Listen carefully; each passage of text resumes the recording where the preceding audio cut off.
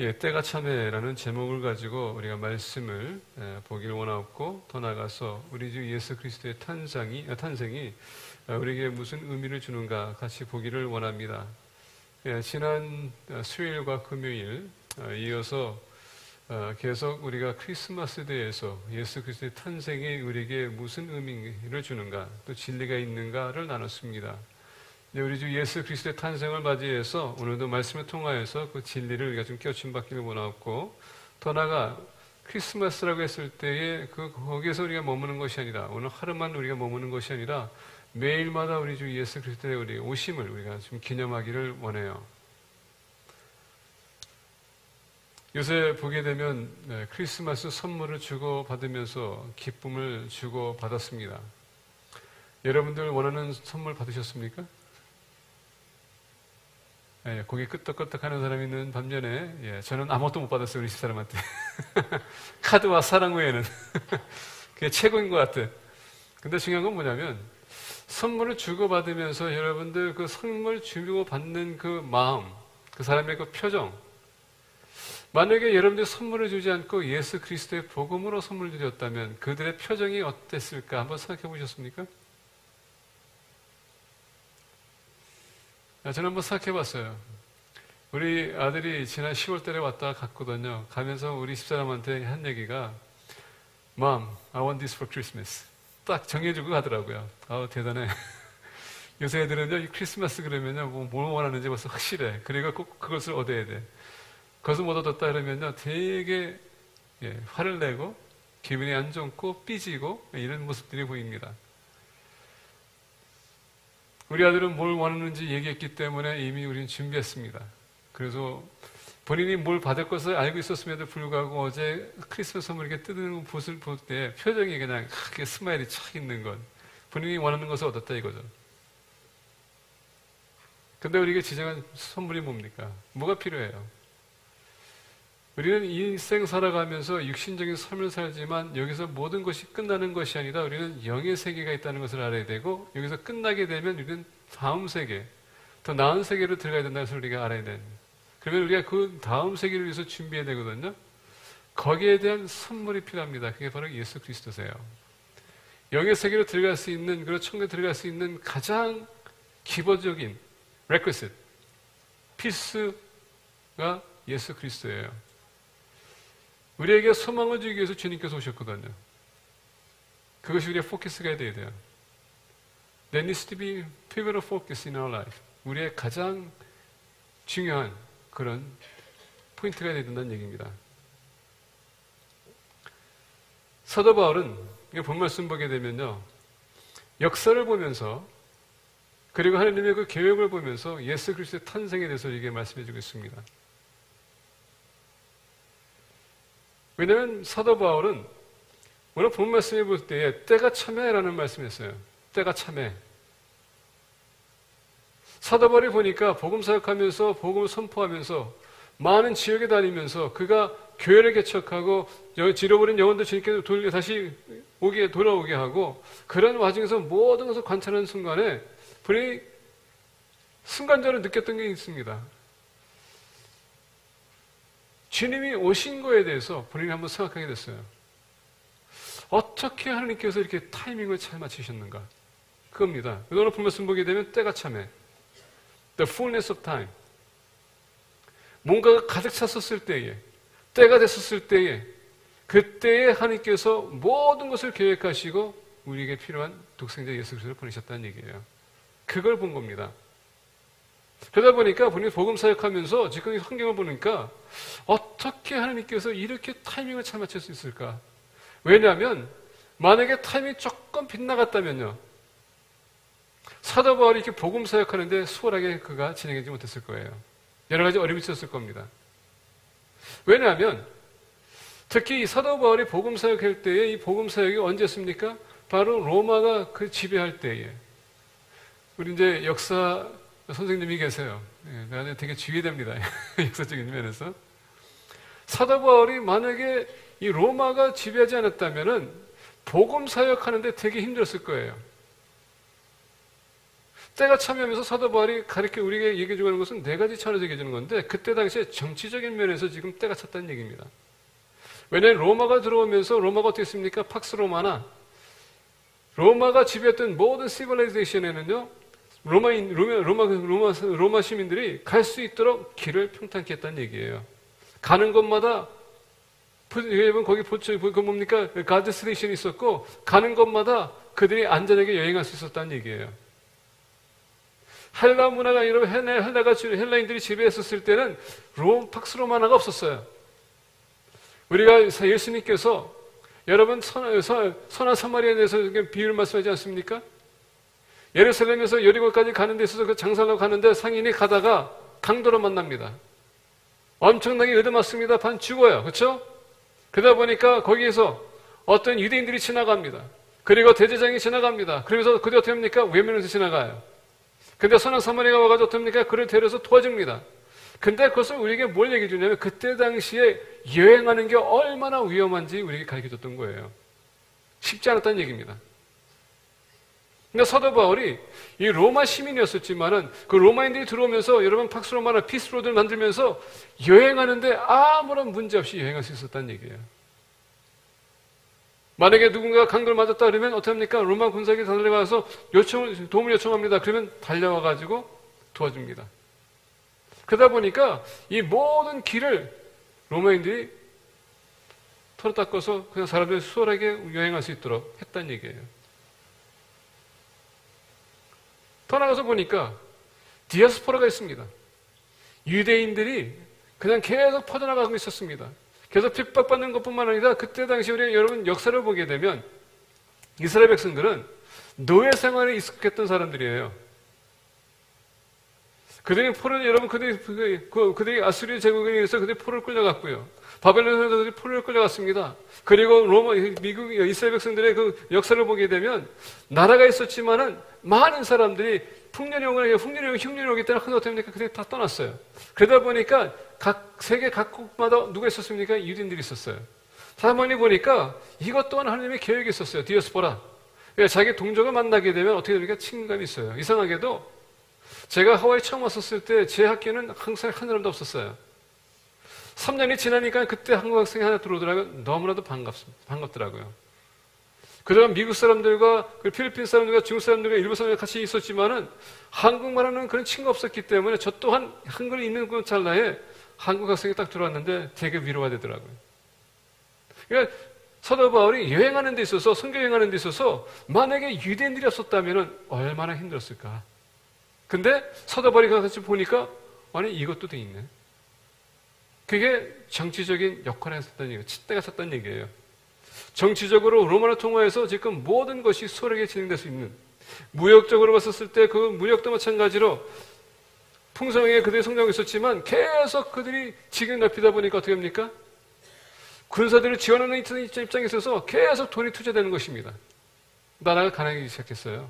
그 역사적인 면에서 봤었을 때 보면은 그때 당시에 남자 3명 중에 2명은요 원래 노예였었어요.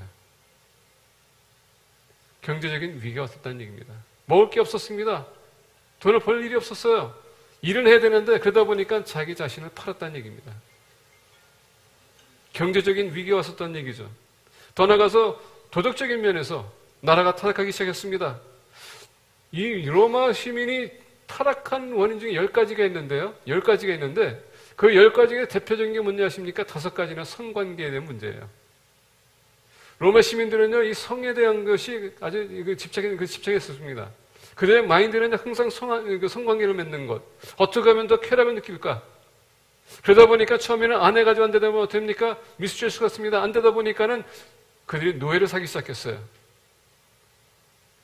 근데 노예가 만족하지 못하다 보니까 이제 어린아이들을 그들이 노예로 삼았습니다. 그리고 여러분, 거기에서부터 성관계를 했다는 얘기예요. 그게 또 만족이 안 되다 보니까 남자와 남자의 관계.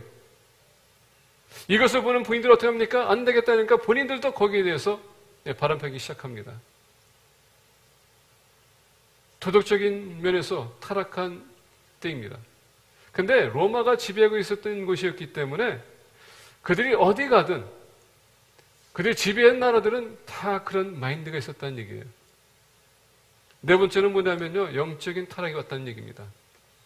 로마 시민은 원래 헬라 신화에 많은 관심을 가졌습니다. 그러다 보니까는 로마 시민들이 헬라의 모든 신들을 그들이 받아들이게 했고 그 문화에 맞게끔 이름을 바꿨어요. 그래서 신화에 대해서 그 관심이 있었던 사람들이 나중에는 실증이 나다 보니까 새로운 신들이 필요했다는 것입니다. 그래서 그들은 동양적으로 가서 보니까 신비스러운 것들, 그리고 그들이 믿는 신들, 이것을 받아들이기 시작했어요. 영적으로 타락이 왔었던 얘기입니다. 이게 때가 참해. 근데 여러분 알다시피 이스라엘 백성들은 디아스포라였습니다. 그리고 그 문화 속에서 이들이 살고 있었는데 엄청나게 유혹이 강하다는 얘기예요. 하나님은 이스라엘 백성들 택했던 목적은 뭡니까? 이스라엘 통하여서 민족들을 구원하기 원했지만 오히려 이스라엘 백성들이 타협하기 시작했다는 얘기예요. 때가 참해. 근데 이것은 그때 당시뿐만 아니라 오늘도 마찬가지인 것 같아요. 주님의 재림을 바라보면서 우리는 지금 기다리고 있습니다. 근데 오늘날 이게 문화를 보게 되면요, 지금 이 문화, 정치적인 면에서 봤었을 때에 지금은 여러분 인터넷을 통해서 우리가 어마어마한 정보를 받고 있지 않습니까?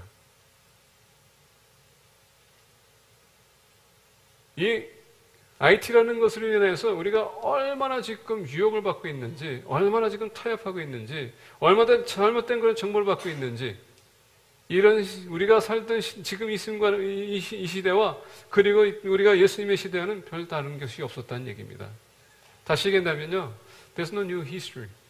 그냥 환경과 상황이 바뀔 뿐이지 다 똑같은 역사라는 얘기입니다. 이때가 참에 주님은 이스라엘 백성들이 지금 빛과 소금의 역할이 되고 그 백성들이 지금 타락하는 모습 보고 하나님께서는 안 되겠다. 그래서 예수님을 보내기로 작정하신 것입니다. 때가 찼다는 것은, 예수님이 오셨다는 것은 다른 것이 아닙니다. 첫 번째 우리에게 주는 진리는, 거기는 단호한 결단이 있었다는 것입니다. 하나님이 그냥 줘서는 안 되겠다 해서 예수님을, 오늘 말씀 보니까 하나님이 그 아들을 보내사 단호한 결단이 있었다는 것입니다. 물론 여러분 창세전에 하나님께서, 성삼위 지신 하나님께서 서로 만나면서 위로하면서 누군가가 가야 될 텐데, 그때 여러분 우리 주님께서는 자원했습니다. 아들이 내가 가겠다고. 이미 계획은 세워졌습니다. 그러나 때가 필요했다. 언제 오실 것에 대한 그 때가 필요했다는 것입니다. 그래서 오늘 말씀 보니까 그 때가 참에 주님이 오시기로 했다는 얘기예요. 근데 오늘 말씀 보니까 그때에 때가 찼음에도 하나님께서 단호한 결단이 내리지 않았다면 예수님께서는 오시지 못했을 거예요. 그래서 오늘 말씀 보니까 그 아들을 보내사, 이거 센트라는 단어입니다. 이 센트라는 단어는 아파스톨로스라는 단어입니다. 그것이 바로 아까 얘기한 것처럼 사도라는 것은 뭡니까? 보냄받은 자라는 뜻이에요. 하늘나라에서 최초의 미셔너리, 선교사를 보냈다는 얘기예요. 왜? 소망이 없고 타락이 없고 멸망에 빠진 사람들, 또 멸망의 길을 가는 사람들을 그들에게 소망과 희망을 주기 위해서 오셨다는 얘기입니다. 근데 아까 말씀드린 것처럼 단호한 결단에 따랐다는 얘기예요. 우리가 요한복음 1장 4장 9절과 10절 보게 되면 이렇게 말씀하십니다. 하나님의 사랑이 우리에게 이렇게 나타난 바 되었으니 하나님이 자기의 독생자를 세상에 보내심은 그로 말미암아 우리를 살리려 하심이라. 사랑은 여기 있으니 우리가 하나님을 사랑한 것이 아니요 하나님이 우리를 사랑하사 우리 죄를 속하기 위하여 화목제물로 그 아들을 보내셨습니다. 주님이 보내신 것은 다른 것이 아니라 우리의 죄에서 사해 주시고 우리에게 영생을 주시기 위해서, 영원히 살 수 있도록 하나님께서 영생을 주시기 위해서 예수님을 보내셨다는 얘기입니다. 그래서 센트라는 것은 여러분 목적과 비전을 가지고 온다는 얘기예요. 우리 주님이 오신 것은 다른 것이 아니라 여러분들과 저를 살리기 위해서 오셨다는 얘기입니다. 그래서 예수님의 크리스마스라는 것은 바로 주님이 우리를 살리시기 위하여, 영생을 주시기 위하여, 제사함을 주시기 위하여 오셨다는 얘기입니다. 그래서 우리는 믿는 사람은 복음을 전하는 것이 가장 가치 있는 선물이라고 얘기할 수 있어요.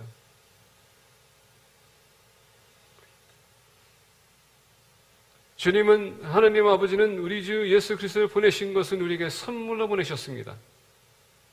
근데 여러분, 그래도 아마 크리스마스 때 우리가 선물을 같이 이렇게 나눠주는 것 같아요. 그러니까 기쁨을 나누기 위해서. 근데 여러분, 선물도 주는 것도 중요하지만 받는 사람이 없다면 누구한테 선물을 주겠습니까? 받는 것도 중요하다는 얘기예요. Someone needs to receive the gift. 주님이 여러분 선물, 아버지께서 아들을 선물로 주셨지만은 우리가 그 아들을 받아들이지 못한다면, 그 선물을 받아들이지 못한다면은 우리는 하고는 아무런 상관이 없는 것입니다. 오늘도 마찬가지로 여러분들께 교회 나왔습니다. 그리고 여러분들 아내가, 여러분들 남편이 또는 여러분들 부모님이 나오라고 재촉했기 때문에 나올 수 있어요. 이 시간에 같이 예배드릴 수도 있습니다. 근데 예수님이 여러분들의 마음이 없다면, 그 선물을 받지 못했다면 이 설교 또한 여러분들은 아무런 상관이 없습니다.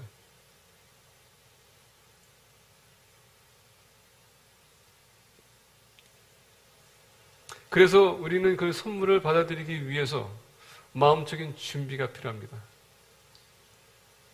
마음적인 준비는 뭡니까? 준비가 됐을 때가 바로 때가 찼다는 얘기입니다. 그래서 누군가가 여러분들에게 복음을 전했을 것입니다. 그리고 여러분들 그 복음을 듣는 순간에 예수님을 영접했을 것입니다. 때가 차네. 그 때가 언제인지 모르지만 우리 믿는 사람도 어떻게 합니까? 계속적으로 그 복음을 우리가 전해야 돼요. 왜냐하면 만약에 예수 그리스도 하나님 아버지께서 예수님을 보내셨다면 예수님도 마찬가지로 우리를 보내셨습니다. 지성명령 허락하셨거든요. 우리에게 주셨거든요. 가라라고 했습니다. 우리도 보냄받은 사람들이에요. 이와 같이 우리 주 예수 그리스도의 탄생에 대해서 우리가 이 그 기쁜 소식을 전해야 되는 것입니다. 여러분, 복음이 뭡니까? 예수님께서 돌아가시고 부활하신 것, 근데 여러분 예수님께서 오시지 않았다면 그 자체가 없는 것입니다. 복음이라는 것은 여러분 어디서부터 시작하냐? 예수님이 오신 그 순간서부터 예수님께서 십자가 지시고 돌아가시고 승천하신 것, 그까지 우리가 가야 된다는 얘기예요. 왜 오셨는지. 두 번째 오늘 말씀 보니까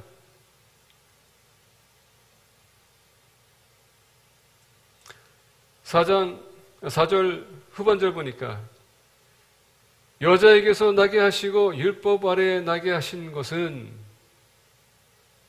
여기서 보니까 여자에게 나게 하시고 율법 아래에 나게 하신 것은 born of the son, born of the woman, 그리고 born of under law. 두 번째 여기 보게 되면 의도적인 계획이 있었다는 것입니다.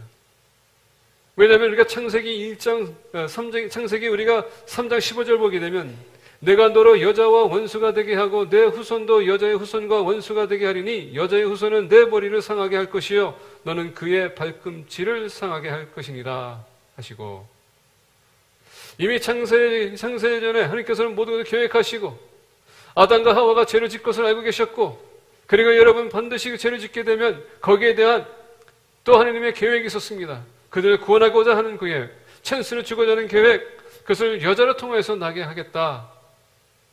왜냐하면 오늘 말씀 보게 되면 여자에게 나게 하신 것은 뭡니까? 그것은 원죄가 있다는 것입니다. 이 죄의 문제를 해결했다는 얘기예요. 지극히 예수님은 인간적인 모습으로 오셨다는 얘기입니다. 그러나 오늘 말씀 보니까 율법 아래 나게 하신 것은 뭡니까? 또 모세의 율법이 있습니다. 주님이 오신 것은 뭡니까? 그 율법을 성취하기 위해서. 여러분 생각해 보세요. 원죄가 있지만은 율법에 대해서 얘기하는데 율법은 613가지의 법이 있거든요. 우리가 야고보서 보게 되면 만약에 우리가 612가지의 모든 법을 다 지키고 만약에 한 가지를 여러분들이 어긴다면은 그 612가지의 법을 그동안 지켜왔던 것이 다 무효라는 겁니다. 얼마나 힘듭니까? 요새 우리가 법을 가지고 얘기하는데 저는 죄송하지만 매일마다 제가 법을 어기는 것 같아요. 여기 계신 모든 분이 대부분 그런 것 같아요. 여러분 속도가 45마일이거든요. 그리고 보통 우리가 서브디비전에 들어가면 25마일이에요. 25마일 지키는 사람이 있으면 손 들어보세요. 만약에 여러분들이 율법 아래 있다면은 여러분 다 지옥 갑니다. 그 얘기예요. 다른 게 아닙니다. 612가지를 13가지를 외우는 게 얼마나 힘들겠어요. 그러다 보니까 이 율법은 뭐냐면 이스라엘 백성들이 400년 동안 노예 생활하다가 하나님께서 그래서 자유케 해서 어떻게 합니까? 가나안 땅에 들어가는데 가나안 땅 그걸 하나님께 차지하는 순간에 어떻게 그들이 그 나라를 다스릴까? 어떻게 운영해 나갈까? 여러분 생각해 보세요. 노예 생활 400년 넘게 했던 사람들이 그들의 마인드는 뭡니까? 누군가가 지시하면 따라갈 수 있는 사람들이지만 본인들이 스스로 자유의 몸으로 살아갈 수 있는 건 아니거든요. 40년 동안 광야 생활하면서 하나님께서 그들에게 말씀해 주셨음에도 불구하고 계속 어겼던 건 뭡니까? 그 법에 대해서는 익숙하지 못했기 때문에. 그래서 그들이 40년 광야 생활하고 더 나아가서 이세들이 가나안 땅에 들어갔었을 때에 만약에 여러분들 그들을 풀어놨다고 생각해 봅시다. 무자비한 그런 상황이 돼요. 그래서 하나님께서 율법을 준 것은 다른 것이 아닙니다. 너희들이 들어가게 되면 이 법을 가지고 너희들이 살라. 그래서 하나님께서는 쉽게 그들에게 법을 줬어요. 그들이 해야 될 것과 하지 말아야 될 것. 하게 되면 축복하시고 하지 않으면 저주할 것이고. 근데 여러분 핵심적인 게 뭔지 아십니까? 만약에 말씀을 그들이 어기게 되면 내가 너희들 쫓아낼 것이다. 너희들이 이 가나안 땅에 있는 사람들 쫓아낸 것처럼 내가 너희들 쫓아낼 것이다. 그래서 이스라엘 백성들이 나라가 됐었지만은 그들이 아수르 그러다 나와서 여러분 바벨론에 포로 끌려간 겁니다. 왜? 말씀을 그들이 어기고 말씀에 등을 지고 그리고 더 나아가 우상을 숭배했기 때문에. 하나님은요 언약의 하나님이세요. 그러다 보니까 사도 바울이 이 법에 대해서 지금 얘기하는 겁니다. 이 법은 결론적으로 뭐냐? 우리가 죄인이라는 것을 알려주기 위한 것이다. 그리고 이 법을 우리가 지킬 수 없다는 것을 알려주기 위해서 주신 것이다. 그러니까 법 안에서 뭡니까? 우리가 법을 범할 때마다 번제를 드려야 될 텐데 우리가 히브리서 가니까는 여러분 그 짐승의 피가 우리의 죄를 사할 수 없다라고 합니다. 여인의 죄, 원죄와 더 나가서 이법적으로 우리가 계속 지는 죄, 이것을 해결하기 위해서 주님께서 오신 겁니다. 왜?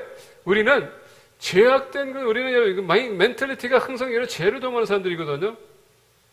이 죄, 우리가 율법과 이 원죄로 인해서는 절대 구원이 없기 때문에. 근데 여러분 보니까 계속 죄가 아까 얘기한 것처럼 도덕적인 면에서, 영적인 면에서 그냥 타락하고 있습니다. 그래서 그것을 해방시키기 위해서 예수님께서 오신 거예요.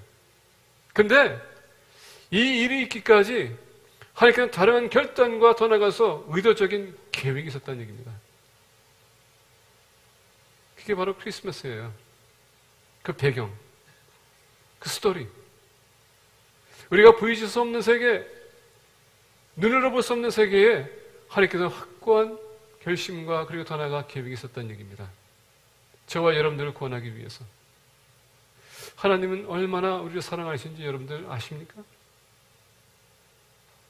이런 계획까지 다 계획하시고. 근데 감사한 것은요, 우리가 아직 또 죄를 짓고 있거든요. 아직도 죄를 범하고 있어요. 그것까지도 하나님께서 계획하시고 어떻게 합니까? 예수 그리스도를 통하여서 우리가 나와서 죄를 고백하게 되면 용서하시는 하나님의 사랑. 주님 오실 그날까지 우리에게 계속 기회를 주기 위해서.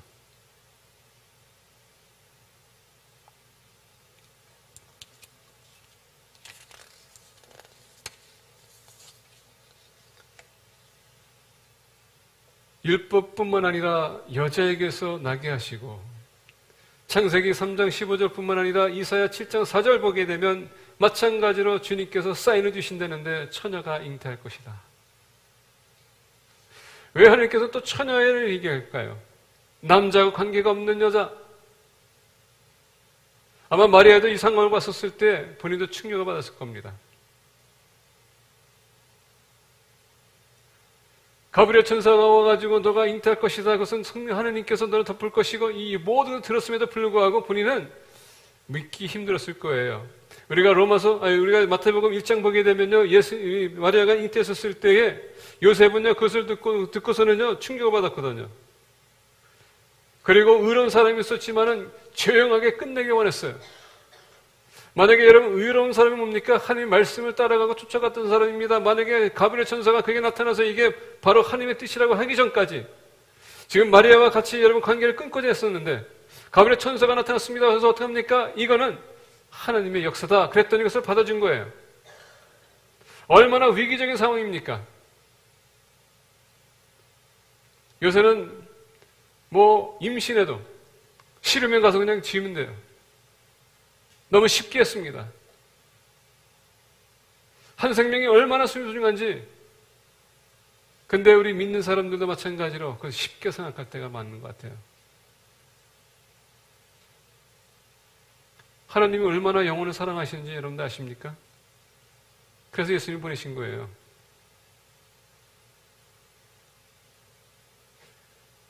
여자에게서 나게 하시고 말씀을 성취하기 위해서 주님은 반드시 이 과정을 통과하지만 남자와의 관계가 아니라 그 제약된 관계가 아니라 순수한 처녀로 통하여서 예수 그리스도를 보내겠다는 그 계획,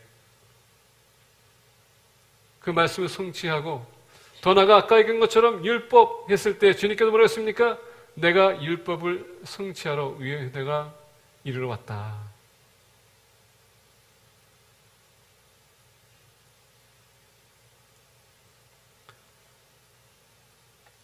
하나님의 의도적 계획, 여자의 죄, 사람의 죄, 더 나가서 율법으로 오는 죄. 근데 그 율법은 누가 줬습니까? 하나님께서 주신 율법이에요. 그것은 nullify. 그래서 여러분 없애기 위해서는 하나님께서 직접 오셔야 된다는 얘기예요. 그래서 우리 모두가 이 율법 아래 있는 것이 아니라 이제는 하나님의 은혜 가운데 가게 하기 위해서 주님께서 오신 겁니다. 세 번째, 때가 참에 보겠습니다. 무슨 의미인가? 5절 보니까 율법 아래 있는 자들을 속량하시고, 주님이 오신 것은 그 율법 아래 난 것은 다른 것이 아니라 율법 아래 있는 자들을 속량하시고, 세 번째 보니까 우리로 아들의 명분을 얻게 하려 하심이라. 다시 한번 얘기한다면은 여러분들과 저는 하나님의 자녀가 된다는 얘기예요. 자녀로 삼기 위해서 주님께서 오셨다는 얘기입니다. 여러분, 하나님 만나는 것은 그렇게 쉬운 것이 아니에요. 하나님 만나는 것은 거룩을 요구하거든요. 죄가 있어서는 안 됩니다. 정결함을 요구가 돼요. 아까 말씀드린 것처럼 짐승의 피가 우리의 죄를 사할 수 없습니다. 그러다 보니까 히브리서에서 완벽한 피, 완벽한 잼을 예수 그리스도가 오셨다는 얘기예요. 오늘 본 말씀 보니까 우리를 아들의 명분을 얻게 하려 하심이라. 예수 그리스도를 통하여서 우리가 하나님의 자녀가 될 수 있기 때문에 그 계획을 세우셨고 주님께서 오셨다는 얘기입니다. 그러니까 여러분들과 저는 누구라고요? 하나님의 자녀예요.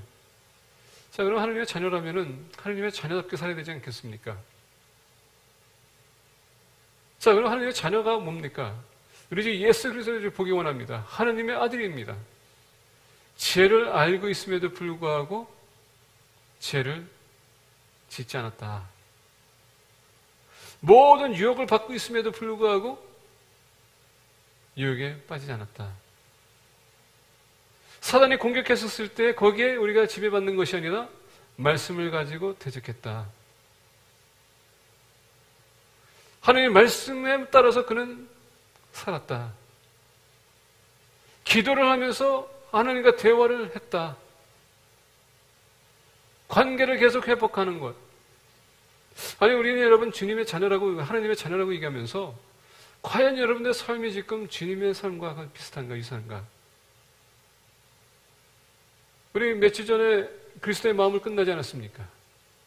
자, 그러지 않았어요?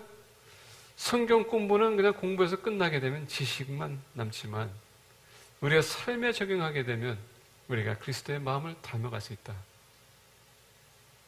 여러분들이 이렇게 나와서 말씀드리는 것은 뭡니까? 그 말씀을 듣고 여러분들 삶에 적용함으로 말미암아 그로 인해서 여러분들이 sanctification이라고 얘기하는데 여러분들 주님을 닮아가는 거예요.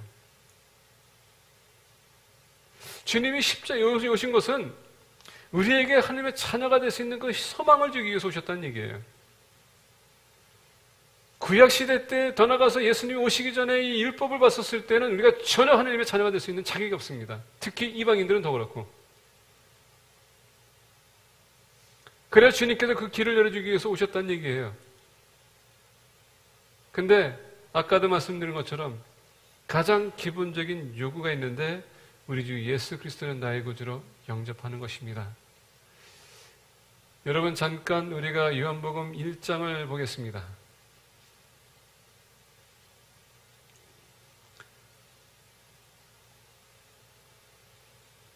12절.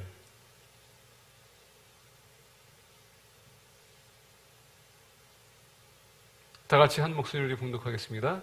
시작. 영접하는 자, 곧 그 이름을 믿는 자들에게는 하느님의 자녀가 되는 권세를 주셨으니. 주님이 오신 것은 여러분들과 저를 하나님의 자녀를 만들기 위해서 오셨다는 얘기예요. 그게 크리스마스입니다. 그래서 우리가 가장 귀한 선물이 뭡니까? 예수 그리스도의 오심을 우리가 전하는 것입니다. 우리 영혼은 하나님과 영원히 함께하길 원하세요. 죽은 상태에서는 될 수가 없습니다. 영혼을 살리시기 위해서 주님께서 오신 겁니다. 말씀을 맺고자 합니다.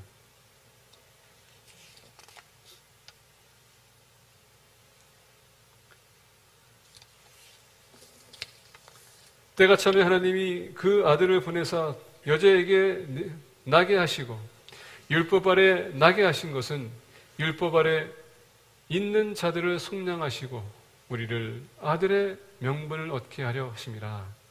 여기서 속량이라는 단어는 redeem이라는 단어를 씁니다. 그것은 뭐냐면요, 모든 것을 지불했다는 얘기예요. 여러분 물건 살 때에 여러분이 물건 사기 위해서는 어떻게 합니까? 돈을 먼저 내요. 중요한 건 뭐냐면 이 물건을 사는 데 있어서 특히 미국에는요, 여러분들 물건 갖고서 어떻게 돈 내고 가죠? 근데 그리고 미국에는요, 원래 여러분들 함부로 해도 일단 물건 가져가게 해요. 그렇죠? 근데 남미 같은 데는요, 물건을 절대 안 줘요. 여러분들 다 낼 때까지. 그 마지막에 여러분들 돈을 냈었을 때 거기서 영수증을 줘요. 그러면 그 영수증을 가서 어떻게 합니까? 그 물건을 찾는 것입니다. 그게 리듬이라는 얘기예요. 근데 이 단어 보게 되면 out of 아니면 from something 이라는 단어 씁니다. 다시 얘기한다면 주님께서 여기서 구속했다, 여기서 보게 되면, 다시 한번 보게 되면 속량했다는 것은 우리를 이 죄악 가운데서 죄에서 죽음에서 우리를 건져냈다는 뜻이에요.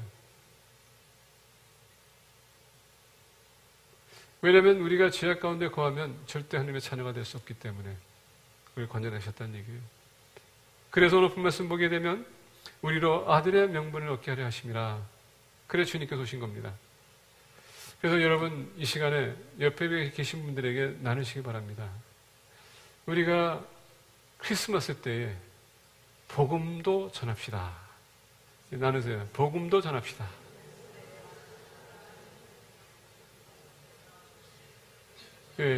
예수님의 탄생 안에 복음이 다 거기 안에 포함되어 있습니다. 이제 말씀을 맺고자 합니다. 아까 말씀드린 것처럼 저는 크리스마스 선물을 카드 하나 받았어요. 근데 제 집사람한테 얘기를 했어요. 난 다른 거 필요 없다고. 당신만 있으면 돼. 당신만 있으면 돼. 크리스마스는 여러분 주님만 있으면 돼요. 선물은 부수예요. 우리 주님만 있으면 됩니다. 그 주님을 우리가 같이 나누길 바랍니다. 그래서 우리 주님의 탄생의 덕도 같이 있고, 그리고 우리가 줄 때 다른 사람들에게 친정한 기쁨을 줄 수 있는 그런 날을 우리가 지키기 원합니다. 우리가 크리스마스에 대해서 좀 많이 얘기해요. 어떤 웹사이트를 보게 되면은 이 크리스마스를 했었을 때에 우리 기독교인들이 이단들의 또는 이방인들의 그 종교를 우리가 대처하기 위해서 했다라고 합니다. 그 맞는 말이에요. 353년 또는 2년 교황 줄리우스 1세가 로마의 그 시민들이 믿는 자들이 계속 타락하는 모습을 보면서 컨스탄틴이 원래 전쟁을 치르고 난 후에 이 로마는 앞으로 국교가 기독교다 외치고 난 후에 계속 타락하는 모습을 봤습니다. 왜? 로마인들은 원래 신화에 대해 열광이 있었어요. 새로운 신화를 그들 발견하기 원했었습니다. 새로운 신들을 접하기 원했었어요. 그러다 보니까 계속적으로 이런 미신적인 것을 그들이 숭배하기 시작했거든요. 그래서 크리스마스를 바꾼 거예요. 그날은 우리가 예수 그리스도의 탄생을 기억하자. 그리고 352년 후에 오늘날까지 크리스마스가 지켜지고 있습니다. 그 정신을 가져야 된다는 얘기예요. 크리스마스가 절대적이라는 것을 우리가 알아야 된다는 얘기예요. 근데 우리가 오늘날 보게 되면 그때 당시에 예수 그리스도의 탄생에 대한 그 의미, 더 나아가서 그것을 기념하기 위해서 노력했던 기독교인들의 마인드가 오늘날 와서 상업화가 됐어요. 크리스마스는 여러분 이제 더 이상 예수 그리스도의 탄생이 아니에요. 서로에게 기쁨을 주자. 그래서 우리가 선물 주는 거 아닙니까? 크리스마스 트리. 이것 또한 미신을 숭배하는 그 타종교를 우리가 대체하기 위해서 했다. 그건 여러분 거짓말이에요. 그때 당시에는 등불이 없었거든요. 그때는 여러분 가로등이 없었어요. 교회를 가야 되는데 눈보라가 칩니다. 교회까지 어떻게 갑니까? 그때 당시에 가장 대표적인 게 솔나무예요. 그 길을 가리키기 위해서 솔나무에다가 촛불을 갖다 놓은 겁니다. 정말 하느님을 찾고자 하는 그 크리스마스의 그 겨울에 목사님이 나가서 촛불을 놓은 거예요. 교회가 여기입니다. 안내해주기 위해서. 근데 오늘날 여러분 크리스마스 줄 보세요. 촛불은 그냥 decoration, ornament. 요 보니까 그것도 싸지도 않더라고요. 이렇게 우리가 여러분 상업화를 만들었다는 얘기예요. 왜? 주님이 오신 목적을 여러분 우리 놓치게 되면 결국은 기독교도요 상업화되는 겁니다. 그러다 보니까 선물을 주고받는 거예요. 여태까지 크리스마스를 지내면서 여기 계신 몇 분이 예수 그리스도의 오신 그 참된 뜻을 전한 자가 있습니까? 메리 크리스마스 하면서 여러분들 선물 줄 때 그들이 즐겁게 하기 위해서 주는 건 좋아요. 그리고 해야 돼요. 근데 만약에 예수 그리스도가 오신 그 참된 이유를 우리가 전달하지 못했다면 그 기쁨은 진정한 기쁨이 아닙니다. 이 시간 여러분 나가시면서 여러분들 가족과 같이 시간을 보내면서 때로 친척들이 올 것입니다. 보내면서 복음을 우리가 같이 나누는 크리스마스가 되기를 예수 그리스도의 간절히 축복합니다. 기도하겠습니다.